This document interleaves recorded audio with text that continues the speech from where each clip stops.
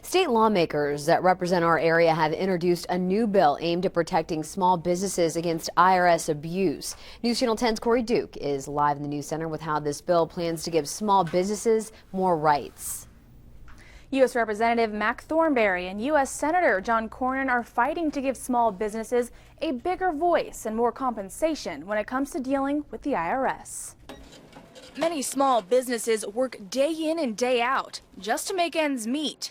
But at the end of the day, a large percentage of what they make goes to the government. And without an accountant, paying taxes can get complicated.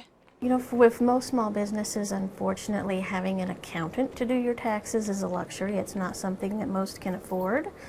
So when we see small business owners who are in some kind of tax trouble with the IRS, it's not something that's been done intentionally. It's just something that's a result of them not being updated on the current procedures for filing tax returns. Congressman Thornberry says it's easy for the IRS to target these small businesses when this happens, which could result in businesses going under. With the recently introduced Small Business Taxpayer Bill of Rights Act, the IRS won't have the ability to abuse these situations. Essentially, it says there's got to be an independent appeals office within the IRS, and then it gives small businesses the chance to have an outside auditor look over what the IRS says that they did wrong. This bill will allow small business owners to recover some of the fees if it turns out the IRS was wrong.